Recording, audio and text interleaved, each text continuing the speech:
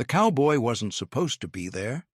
His name was Joe Larkin, 27, dust-streaked, boots scuffed from weeks of riding fence lines outside Camp Trinidad, Colorado.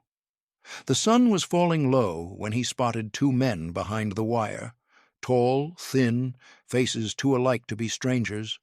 One worked in the camp garden, the other, across the field, was unloading crates. Joe slowed his horse, squinting. The resemblance was uncanny, the same slope of the shoulders, the same wary glance. Later, over coffee in the mess hall, he asked the sergeant, half joking, "You got twins locked up in there?" The sergeant shrugged. "Brothers, maybe. One came through Arkansas, one's up from Texas." That night, while patrols changed and the desert wind moaned through the wire, Joe did something that would never make a report. He took a shortcut, and in doing so rewrote the fate of two German brothers who thought they'd never see each other again. The dust lifted behind Joe Larkin's horse as twilight settled over the plains. He rode slow, one hand resting on the worn leather of his saddle horn, the other loose on the reins. The mountains in the distance looked purple and bruised beneath the sinking sun. To anyone watching, he was just another guard making his evening rounds along the perimeter of Camp Trinidad, one of the many American prisoner-of-war camps scattered across the Southwest. But Joe had never been one to follow straight lines. He came from a place where fences were built to keep cattle in, not men. Orders, to him, were more like suggestions than scripture, especially when they came from officers who had never known what it meant to chase a stray steer across a thunderstorm or mend wire under a sky so wide it made you feel smaller than God's whisper.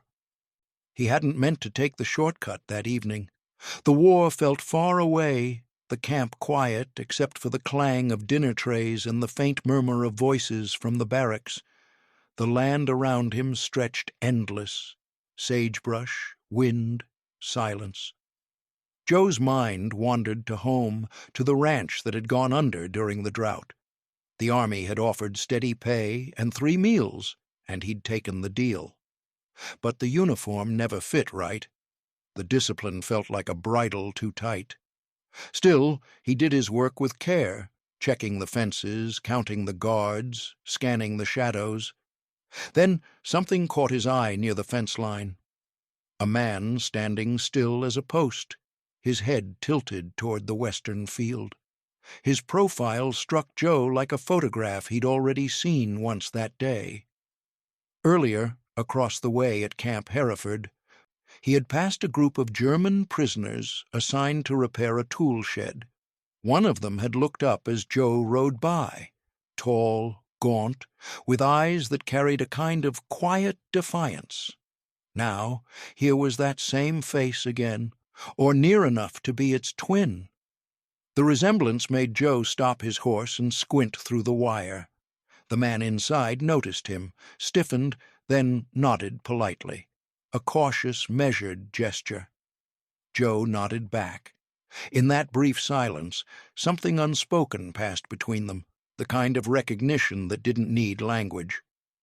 That night in the mess hall, the smell of coffee and frying onions filled the air. Joe mentioned the strange coincidence to the sergeant at the next table. "You got twins locked up in there?" he asked with a grin. The sergeant chuckled. "Brothers, maybe," he said. "We got Reinhardts in 2 camps, Wilhelm up north, Carl down south. Might be the same family. Records say they were separated after capture. Different transport routes." He shrugged and went back to eating, but the thought stuck with Joe. The next morning, when the light came pink across the plains, Joe rode the fence line again. He passed the garden where prisoners knelt among rows of beans, their movements slow but deliberate. Among them, the man from yesterday, Wilhelm, the sergeant had said, straightened, wiping sweat from his brow. Joe tipped his hat. The German nodded again, and for a moment their eyes met. 2 men on opposite sides of a war neither had chosen. That night, Joe lay awake in the bunkhouse, listening to the wind scrape against the window pane. He thought of what it must mean to have a brother somewhere close, yet caged behind a different stretch of wire. He thought of letters that never arrived, of miles that meant more than oceans. Somewhere deep inside, something stirred, not pity, but a kind of recognition. He'd lost men before, friends scattered by bad luck and worse timing. The idea that someone could fix such a separation, even once, felt like something worth bending a rule for. The next day he saddled his horse before dawn, told the corporal he was checking the northern fence, and rode out. Instead of following the official patrol trail, he veered left across the dry arroyo into the patch of land where Camp Hereford's boundary began. His horse's hooves made soft thuds on the hard earth. The morning was still, the horizon gold. He found the second camp's fence and dismounted, peering through until he spotted him.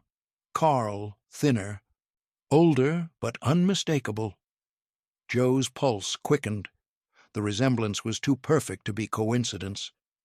When he turned back toward his horse, Joe knew he was no longer just a guard doing his job.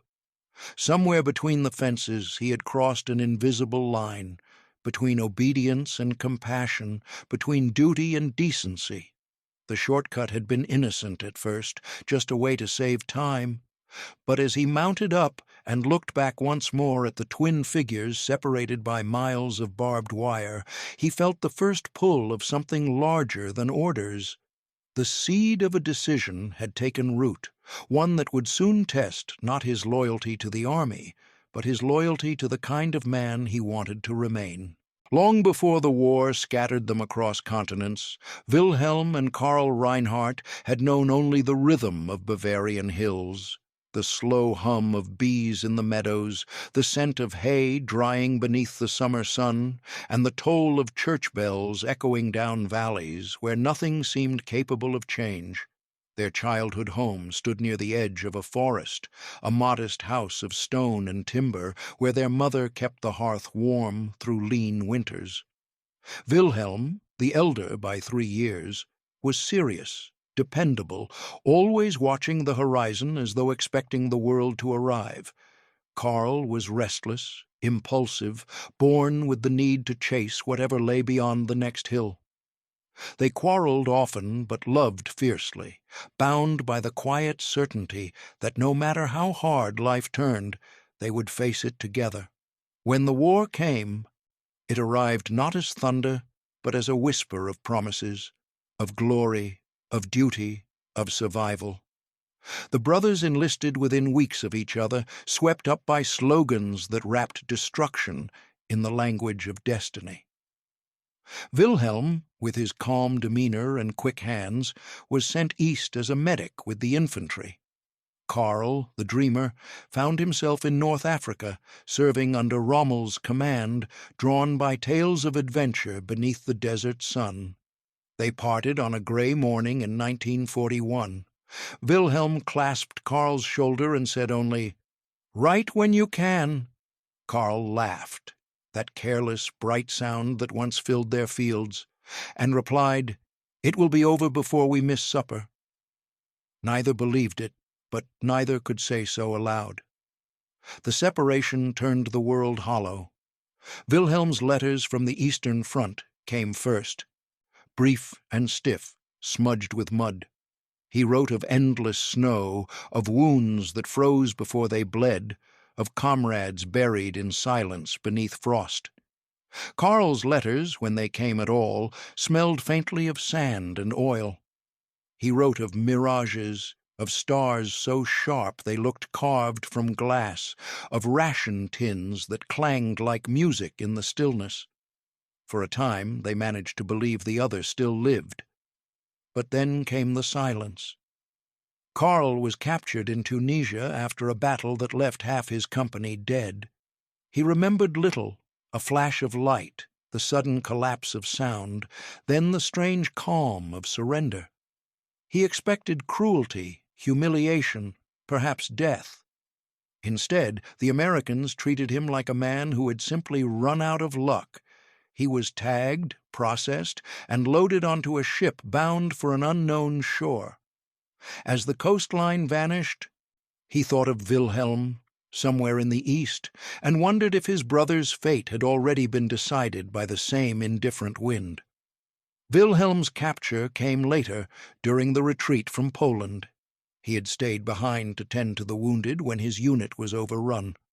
The Soviets came first, but it was the Americans who intercepted the prisoner transport months later, rerouting him westward. He arrived in a different world, one where barbed wire framed neat fields and guards spoke in accents that carried no hatred. When he stepped onto the soil of Colorado, he thought it must be another trick of the fever that had taken hold during the voyage. The sky was too open, the air too clean. The war, though still raging oceans away, felt impossibly distant. Neither brother knew the other's fate. To Wilhelm, Karl was a ghost, swallowed by desert sand. To Karl, Wilhelm was a name lost in the blizzard of the East. Each carried the other's memory like a wound that would not heal. When the Americans issued identification tags, both men hesitated before giving their names, as if speaking them aloud might summon grief. Wilhelm Reinhardt, Karl Reinhardt. Two separate numbers, two records filed in two camps hundreds of miles apart, and yet, by accident or providence, the same wind that had scattered them across battlefields now carried them to the same foreign land. At night, under the strange constellations of the western sky, Wilhelm often dreamt of the farm. The smell of rain on soil, Karl's laughter echoing through the barn. In another camp, far to the south, Karl stared at the same stars, whispering the same prayers. Neither could know that a cowboy with dust on his boots and questions in his heart would soon bridge the distance between them. The war had taken their world apart, but in America, across fences built not for hate, but for order, fate was quietly rearranging the pieces. Joe Larkin woke before sunrise, as he always did, but that morning the air felt heavier, the silence too aware. He sat on the edge of his bunk, staring at his boots in the dim light, and thought about the brothers, or what he believed to be brothers. He could still see their faces overlapping in his mind, one framed by garden soil, the other by the pale dust of the southern camp. Somewhere deep in his chest, a quiet unease had taken root. He had no authority to meddle in army affairs, but the thought of two men, family, separated by lines drawn on a map of barbed wire, gnawed at him. The army ran on paperwork and protocol, things Joe had never trusted much. Back on the ranch, a man's worth wasn't measured by the rules he followed, but by the decency he carried when no one was watching. He'd been a cowboy before he'd been a soldier, or at least as much of a soldier as he could stomach being. He'd herded cattle through blizzards, patched fences in silence, and learned the value of doing what was right over what was written. Orders were fine for men who needed them. Joe needed conscience. But conscience could be dangerous under a flag that valued obedience. That was the rub. Every instinct in him screamed that bringing those brothers together was right, yet every page of army regulation said it was wrong. Life inside the camp had its own rhythm, absurd and strangely domestic. Barbed wire framed the morning like lace. Bacon smoke drifted from the mess hall.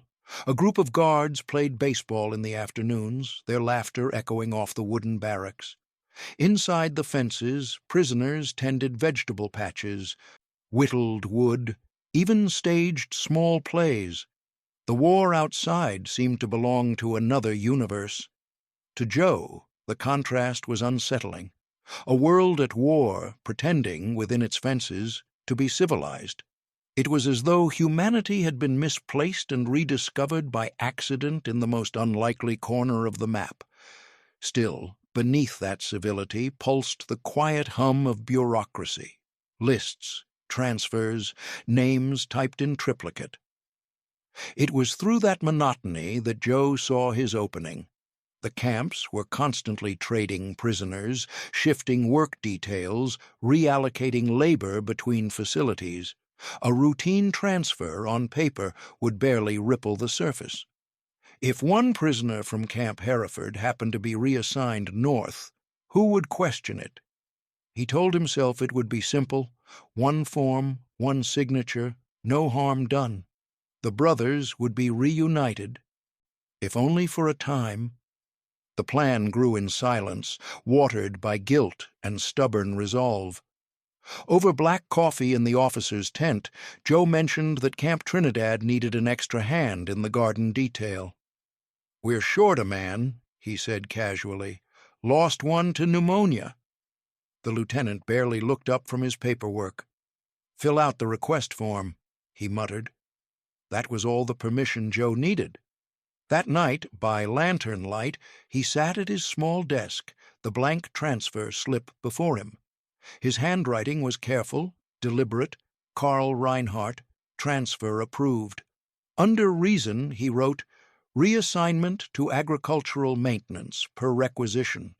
He hesitated only once before signing the officer's name, imitating the looping scrawl he had seen 100 times. When he folded the paper, his heart pounded like hooves on hard earth. By morning, it was done. The request went through the chain, unnoticed among a dozen others. Carl would be on the next transport north. Joe watched the paperwork vanish into the jaws of Army efficiency, half exhilarated, half terrified. He had crossed a line now, one that couldn't be uncrossed. Before we continue, take a moment to tell us where you're watching from in the comments below. If you're enjoying this story, go ahead and hit the subscribe button just below this video and click the notification bell beside it so you'll never miss another forgotten story like this one. Your support keeps history alive, and it means more than you know. By the week's end, word came that a new prisoner was arriving by truck. Joe stood by the gate, trying to look casual as the convoy rattled in. Dust billowed up, and through it he saw Carl, thinner than before, eyes hollow but alive. As the gate swung open and the man stepped down, Joe felt a strange weight lift off his shoulders. The paperwork had worked, the shortcut had become a bridge. Yet even as relief washed over him, another thought took root. In breaking the rules, he had bound himself to the fate of these men. One false step, one curious officer, and the mercy he'd tried to give could turn to ruin for all of them. The transfer itself unfolded without ceremony. In the Army's endless churn of paperwork, it was nothing more than another line in a ledger, another set of boots moved from one column to the next. No one stopped to question why a German laborer from Camp Hereford was being reassigned to Camp Trinidad. The convoy rolled through the desert, a handful of trucks dragging long tails of dust that vanished into the horizon. To Carl Reinhardt, it felt like the earth itself was moving backward, carrying him deeper into a country he still didn't understand. He held his meager belongings in a canvas sack, a photograph, a Bible, a broken watch, and wondered what purpose there could be in yet another relocation. The guards were quiet, bored even. One of them chewed gum and hummed a tune that reminded Carl of a melody his mother once sang. The war seemed distant, unreal, as if he had been captured not by soldiers, but by time itself. When the trucks stopped, the heat rolled in waves off the ground. Camp Trinidad rose from the dust like a mirage. Wooden barracks, watchtowers, and fences that gleamed beneath the Colorado sun. To Wilhelm Reinhardt, working that morning in the garden plot, it was just another day. The soil was hard, but he liked its stubbornness. It reminded him of home, of the earth that had always yielded just enough to keep them alive. He wiped sweat from his brow, squinting at the horizon as the trucks arrived. Transfers were common. He expected nothing unusual, but then a shadow moved among the new arrivals, a man stepping off the flatbed and pausing as though the ground itself had betrayed him. Carl froze. Across the yard, behind the fence, a man straightened, his face half lit by the sun. The resemblance struck both of them at once, that impossible recognition of a face one has carried for years in memory. Neither spoke. The guards barked orders, herding prisoners toward the barracks. Still, the brothers did not move. Wilhelm took one slow step forward, heart pounding so hard he could feel it in his throat. Carl blinked, certain it was a hallucination, some cruel trick of exhaustion and hope. Wilhelm? The name barely left his lips. The sound froze the air. Wilhelm's shovel dropped, clattering against the stones. "Carl?" he whispered, and then they were both laughing or crying. No one could tell which. The guards turned, confused.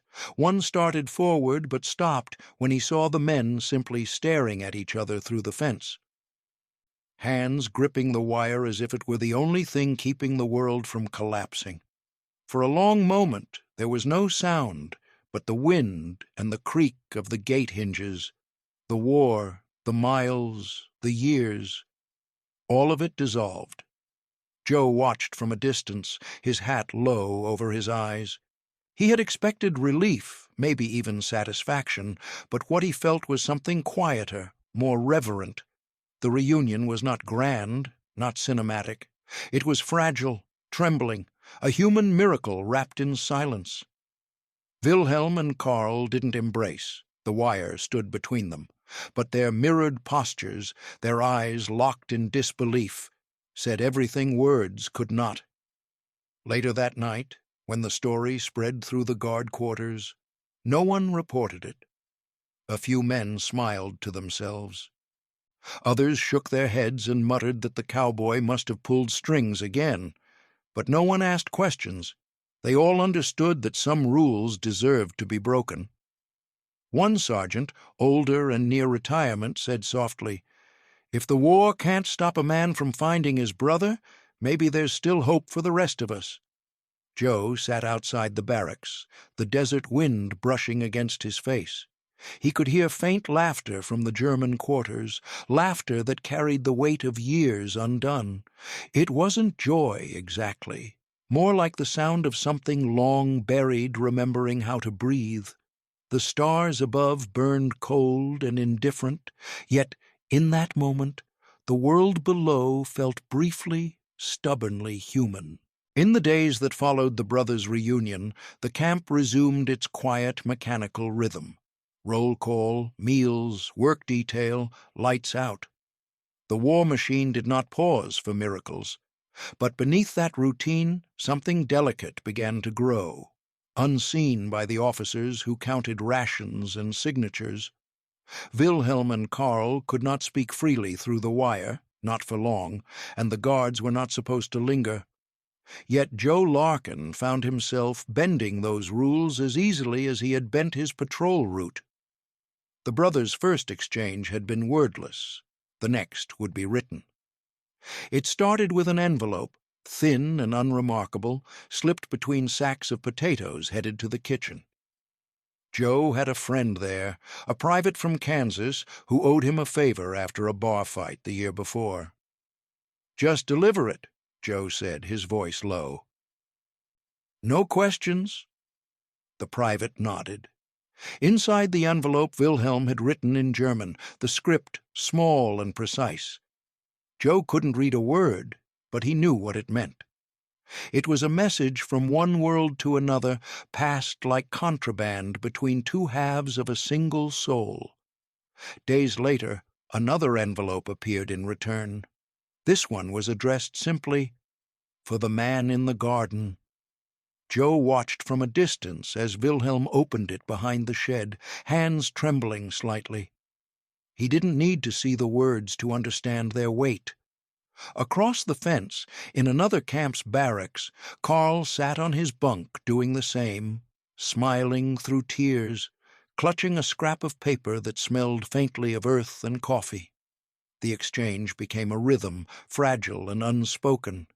Letters smuggled through kitchen deliveries, folded into supply crates, tucked beneath loaves of bread. The system was held together by silence, a chain of small, complicit mercies. Joe read none of the letters, but he handled each one as if it were made of glass. He told himself it was harmless, just words between brothers, but deep down he knew the risk. If the wrong officer found one, the brothers would be separated again. Worse, Joe would be court-martialed. Yet each time he felt the paper between his fingers, he couldn't bring himself to stop. For Wilhelm and Carl, the letters were lifelines, proof that kindness could exist even within captivity. Yet with every word came guilt. They wrote of gratitude, of memories from home, of the fields in Bavaria where they had once chased each other through wildflowers. But behind every sentence lay a quiet shame. While their families starved, they were alive, fed, and, in some small way, blessed. They wrote in code to disguise the tenderness that might seem like betrayal. The garden grows well this season meant I am alive. The harvest was poor meant I miss you. The censors never noticed.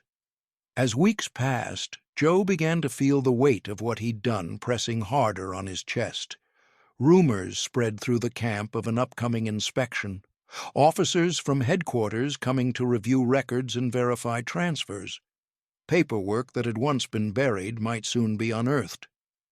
Each night, Joe lay awake listening to the wind batter the barracks, thinking of the form he'd falsified, of the names that linked him to a decision no one else would have dared to make. The morning the rumor became truth, he saw the commander's jeep rolling through the gates. The sight turned his stomach. He watched as officers began pulling files, checking rosters, cross-referencing lists. Every laugh from the guards felt like a warning. That evening, he intercepted the next letter from Carl. The handwriting hurried, the ink smudged. Joe hesitated before passing it on. For the first time, he wondered if kindness could become its own kind of cruelty, if helping the brothers stay connected might end up destroying them both. He handed the letter over anyway. Wilhelm took it with shaking hands, eyes full of trust Joe didn't feel he deserved. As night fell, Joe walked the perimeter, his boots crunching softly against the dirt. The fences glowed faintly under the moonlight, stretching endlessly into the dark. Somewhere beyond them, the brothers were writing again, weaving hope between lies, believing in the illusion of safety he had created. And though the desert wind carried only silence, Joe could almost hear their words, a whisper of love and danger crossing the wire, fragile as paper, unstoppable as fate. The illusion shattered on a Tuesday morning, as quietly as it had begun. The sun had barely cleared the horizon when the convoy arrived, a cluster of jeeps and officers in crisp uniforms that looked too clean for a war still raging overseas. Their boots struck the ground in rhythm, the sound sharp against the gravel. Rumor had become reality. Headquarters had sent inspectors to review the records of Camp Trinidad, and the air thickened with unease. Joe watched from the far end of the yard as the officers fanned out, clipboards in hand, their faces pale with the kind of self-importance that could turn paper into punishment. The brothers worked nearby, unaware of the storm gathering above them. It began innocently enough. A young lieutenant, eager to impress, combed through the transfer ledgers. He frowned when he reached the list from 2 months prior. "This can't be right," he murmured to the clerk beside him. "We've got a Reinhardt transferred from Hereford, but the requisition number doesn't match the form." The clerk shrugged, but the lieutenant smelled opportunity. He carried the file straight to the commanding officer's tent, his voice a little too proud when he said, "Sir, I think we've found an error in your prisoner manifests." By midday, the inspection had turned from formality to inquest. The commandant's brow furrowed as he scanned the paperwork. "Who authorized this?" he demanded. His voice carried across the camp like thunder. Joe stood nearby, trying to keep his breathing steady. The lieutenant pointed to the signature at the bottom of the page, the looping scrawl Joe had copied by lantern light. "It looks like Major Peterson," the man said. The commandant's eyes narrowed. "Peterson's in France. He couldn't have signed this." The camp fell into a hush so complete that even the wind seemed to pause. By nightfall, Joe was summoned to the office. The room smelled of tobacco and sweat. The commandant sat behind his desk, the falsified form lying flat between them like a confession. "Sergeant Larkin," he said, his voice low, "you've been with us long enough to know better than this. Who told you to move that prisoner?" Joe stared at the floor, jaw tight. "Must have been a mix-up, sir," he said. "Clerical error."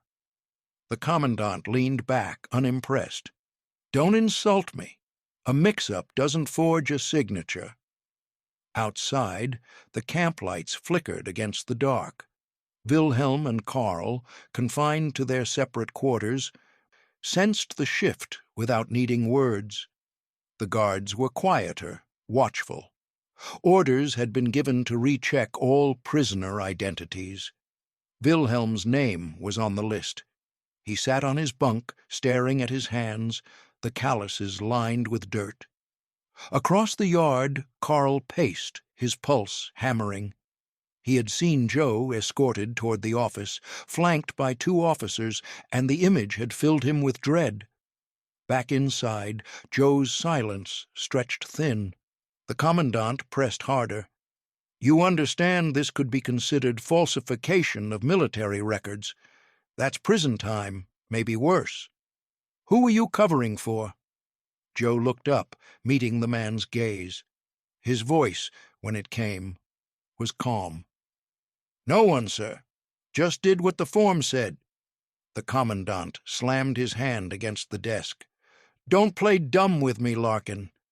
We know these prisoners, Reinhardt and Reinhardt, are brothers. This isn't coincidence. Who told you to bring them together?" Joe took a long breath. The truth perched on the edge of his tongue, heavy as a stone. He thought of the brothers' faces that first day, the disbelief that had turned into laughter through the wire. He thought of the letters, the careful handwriting, the fragile humanity they had shared.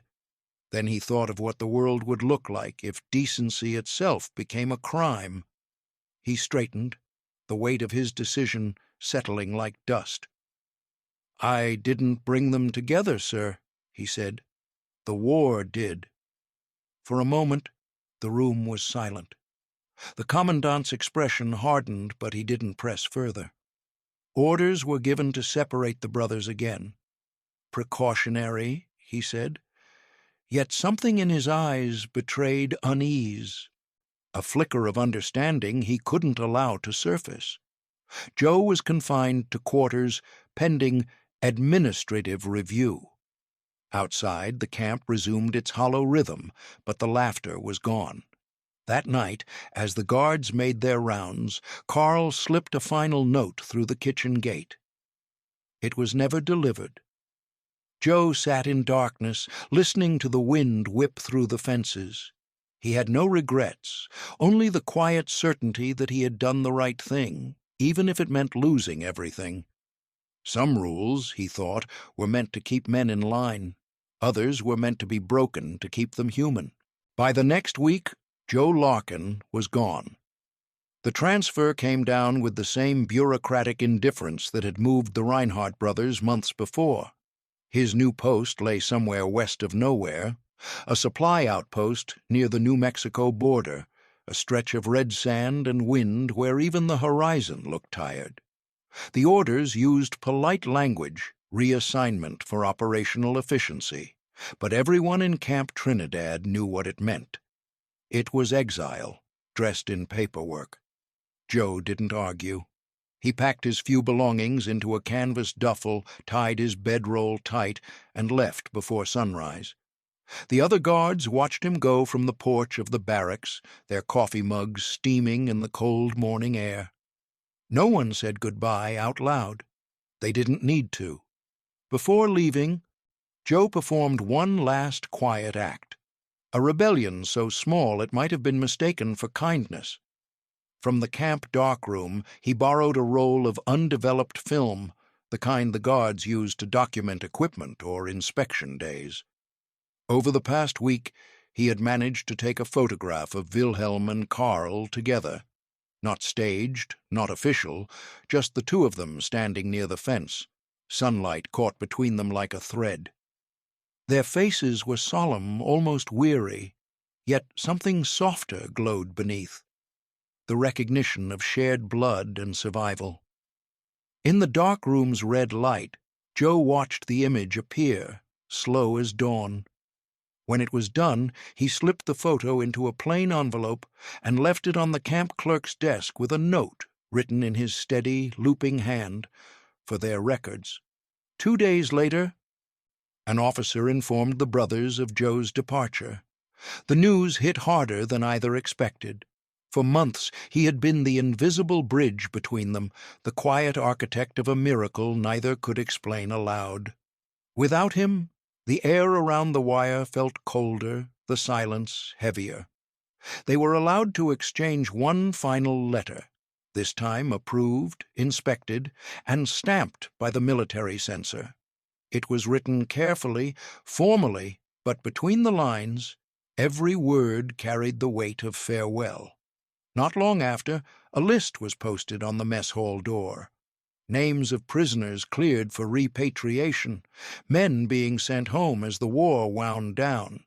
Carl's name was there, Wilhelm's was not. The brothers stood side by side, reading the list in silence.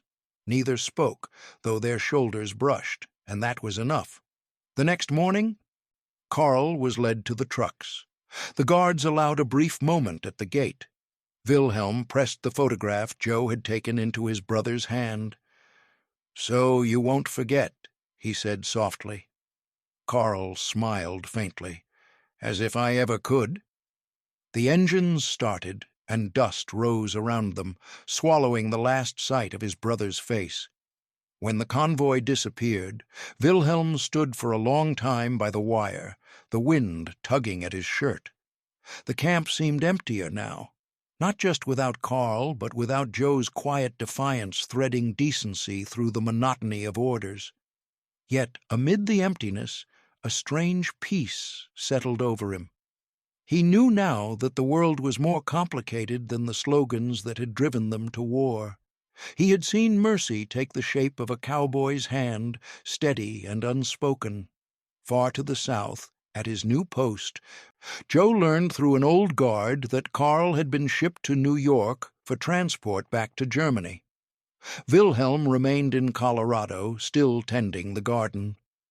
The army would never know what bound those men together or how one falsified form had defied the machinery of war. But Joe carried that knowledge with quiet pride. Years later, he would find the photograph again, tucked inside a book he'd forgotten he owned. The faces looked younger than he remembered, their eyes still marked by the light of that improbable day. He traced their outlines with his thumb and smiled. Sometimes, he thought, the biggest revolutions didn't make noise. They bloomed in silence, carried by men who broke small rules so others could feel whole again.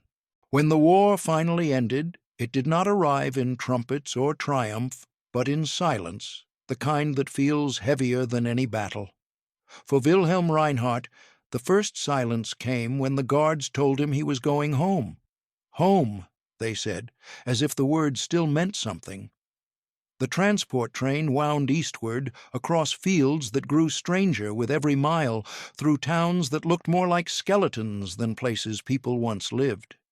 Germany lay in ruins, The cities were blackened husks, church steeples snapped in half, rivers clogged with the debris of what had once been civilization. When Wilhelm stepped off the train in Munich, the air smelled of ash and rain. He found his mother's house collapsed, the roof caved in, the garden swallowed by weeds. There was no one left on the street who knew his name.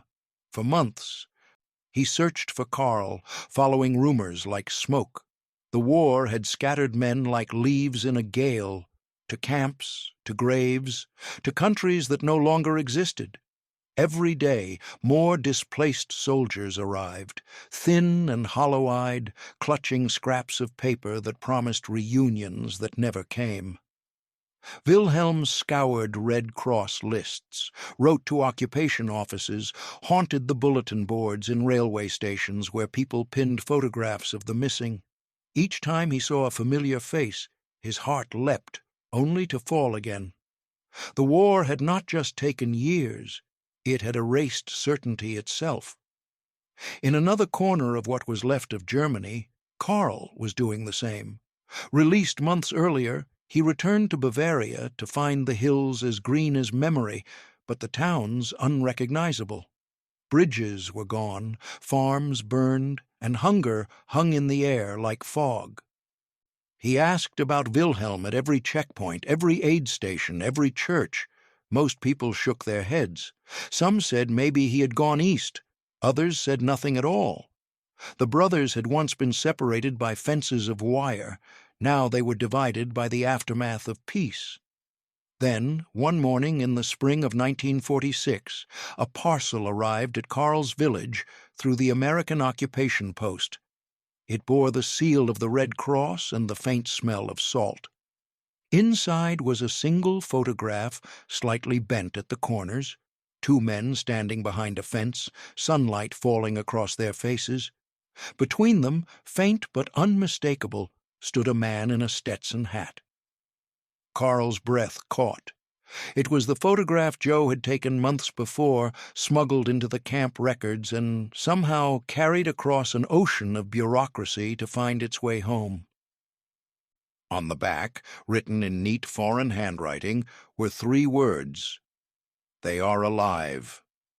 Karl stared at the image for a long time before realizing that one of the men, thinner, older, but unmistakably Wilhelm, was looking directly into the lens.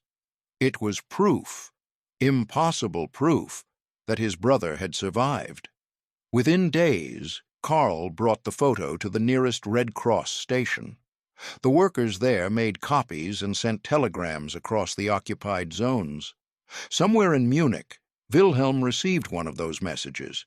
He read it once, then again, his eyes blurring as the words sank in. "Your brother lives. Seek the Red Cross office in Augsburg." They met there a week later, in a makeshift hall where hundreds of families reunited in fits of disbelief. Karl arrived first, the photograph clutched like a relic.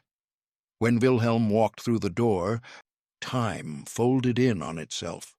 There were no speeches, no tears at first, just the stunned quiet of 2 men who had lived too long with ghosts. Then Karl stepped forward, and the sound that broke the silence was laughter, hoarse and beautiful, echoing off the cracked walls. In the years that followed, they kept the photograph framed on a mantel, not as a memory of war, but as a testament to a stranger's mercy. Joe Larkin's name was never written in any report. His act existed only in whispers, and in that single captured moment, light and shadow on a square of film. Yet his quiet defiance had traveled farther than he ever would, bridging oceans and ruins, surviving longer than uniforms, orders, or empires. In the end, the brothers would say the same thing to anyone who asked how they found each other again. "A cowboy took a shortcut, and the world gave us back our family." The letter arrived on a late summer afternoon, long after Joe Larkin had stopped expecting mail from anyone but the feed store. He sat on his porch, the boards beneath his boots warm from the sun, the horizon stretched wide and silent. The handwriting on the envelope was careful, European, the kind that belonged to someone taught to write when words still mattered. He slit it open with his pocket knife and unfolded the single page inside. The first line stopped him cold. "We remember." No signature, no explanation, only that phrase, written in steady ink that carried across decades. Beneath it, a few lines in broken English. "We are home. We are brothers again. You gave us more than freedom. You gave us each other." Joe leaned back in his chair, the letter trembling slightly in his hand. The cicadas buzzed in the cottonwoods, their song steady and indifferent, as if the world had never known war at all. He read the letter again, slower this time, and then placed it on his knee, staring out toward the dry plains. Somewhere out there, beyond the dust and the years, two German brothers were alive because of a moment's decision. One small act that had seemed so ordinary at the time. He exhaled, a low, tired sound that was half a sigh, half a prayer. He had never thought of himself as a hero. The word felt too heavy, too loud. Heroes were men who charged machine gun nests or stormed beaches. He had just filled out a piece of paper and handed it to the right clerk. And yet, sitting there, watching the wind curl through the dry grass, he understood that sometimes the smallest rebellions carried the most weight. His quiet defiance, the signature forged under dim light, the lie told with a straight face, had become a bridge across history. Joe had lived long enough to see the world forget the war in pieces. New wars came, new uniforms, new speeches about duty and righteousness, but the faces stayed the same. The young men going off to fight always looked like Carl and Wilhelm had, scared, proud, certain that they were on the side of something that mattered. Joe wondered if they'd ever know that the only side worth choosing was humanity itself. He thought about the fence at Camp Trinidad, how it had gleamed like a silver thread in the sun, separating not just enemies, but illusions. He thought about the day the brothers had seen each other for the first time, the disbelief turning into laughter. He remembered the photograph, the one he'd taken on a whim. It was still tucked in his Bible, pressed between two brittle pages that hadn't been turned in years. Sometimes, when the nights grew long and the wind sounded too much like memory, he'd take it out and study the faces. The light in their eyes reminded him of something he'd never been able to name. Maybe grace, maybe redemption, maybe just proof that decency could survive anything. The letter from Germany was folded neatly now, resting beside his coffee cup. Joe reached for it one more time, his rough fingers tracing the edges as though the paper itself could speak. He imagined the brothers sitting somewhere in Bavaria, older now, maybe with families of their own. He hoped they had peace, the kind that doesn't make noise, the kind that lives in quiet mornings and honest work. The thought made him smile. When the sun began to dip, Joe stood, stretching the stiffness from his back. He looked out at the land, wide, golden, unbroken, and felt a strange calm settle over him. He had spent a lifetime following rules written by men who'd never known what it meant to be truly free, and, for all their talk of order, he'd found more truth in that single act of mercy than in all their manuals combined. He wasn't proud, not exactly. Pride had nothing to do with it. It was something simpler, the quiet satisfaction of having done what was right when no one was watching. Before heading inside, he tucked the letter into his shirt pocket. The words, "We remember," pressed faintly against his chest with every breath, like a heartbeat that wasn't his own. He didn't need to read it again. Some things didn't fade, even when ink did. The wind shifted, carrying the scent of rain from the far horizon. Joe smiled faintly, his voice barely above a whisper. "Guess that's all any of us can ask for," he said. "To be remembered for doing right." And with that, He turned toward the quiet house, leaving the sun to sink behind the plains, the same sky under which two brothers, half a world away, once found each other again. The years rolled on like river stones smoothing under water, polishing away edges but never the weight of memory. In the hills of Bavaria, time rebuilt what war had shattered. Children were born, fields replanted, towns mended themselves with patience and stubborn will. The world moved forward, faster than the people who had once lived through its undoing. And yet, for Karl and Wilhelm Reinhardt, the past never left entirely. It lingered, not in nightmares or grief, but in a photograph that refused to fade. On the 50th anniversary of the war's end, the brothers returned to their village. The air smelled of cut hay and mountain wind, clean in a way neither had remembered since childhood. A new memorial had been built in the town square, a simple stone marker engraved with the names of the fallen and a bronze plaque that read, "To those who lost and to those who found." The mayor, a man too young to remember the war, but old enough to carry its stories, had invited former soldiers, civilians, and families to attend. Wilhelm and Karl came quietly, carrying with them the photograph that had once crossed oceans and borders, passed hand to hand through mercy and luck. They stood before the memorial as the crowd thinned, the late afternoon sun stretching long shadows across the stones. Wilhelm's hair had turned white. Karl's hands trembled when he held the frame.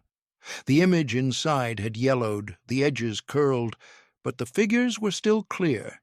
Two young men standing behind a fence, and between them a man in a cowboy hat. The brothers smiled faintly, as if that captured moment were breathing again. "We never thanked him properly," Wilhelm said softly.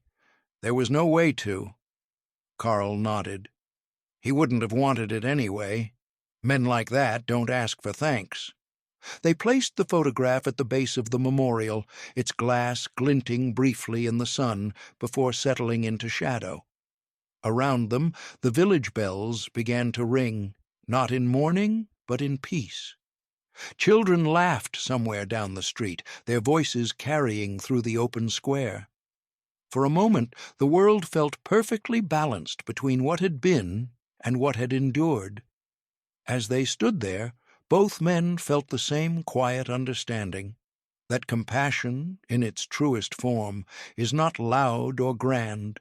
It lives in small choices, a forged signature, a smuggled letter, a photograph taken in secret. Those gestures, made by men with no promise of reward, are the quiet rebellions that outlive empires. The war had taught them that cruelty spreads easily, but kindness does not vanish. It burrows deep, waiting for the right hands to uncover it again. Wilhelm reached down, adjusting the photograph so it leaned upright against the stone. "Do you think anyone will know who he was?" Karl asked. Wilhelm smiled. "They don't need to. The picture tells them everything." And in truth it did. Three faces, strangers bound by an act of impossible decency, standing together on soil meant for division but transformed, for one brief moment, into something sacred. As dusk settled, the brothers lingered, unwilling to leave. The air had that stillness that comes only when history feels close enough to touch. Wilhelm imagined Joe somewhere beyond time, perhaps sitting on a porch, much like the one in the photograph, watching the same kind of fading sun. Maybe he'd smile if he could see them now, two men made whole again by the very rebellion he'd begun with a simple shortcut. When they finally turned to go, Karl looked back once more. The wind had shifted, stirring the edges of the photograph as if the cowboy himself were nodding in approval. "He built a bridge," Karl whispered, "and didn't even know it." Wilhelm nodded. "That's the best kind, the kind that outlasts the builder." As the last light slipped behind the hills, the memorial stood in silence, the photograph glowing faintly in the golden haze. 3 figures, 2 brothers and a cowboy, locked forever in a moment of quiet grace. A shortcut across the wire, taken by a man who simply chose to do right, had become a bridge across history, proof that even in the darkest hours of war, a single act of mercy could outshine the longest shadow.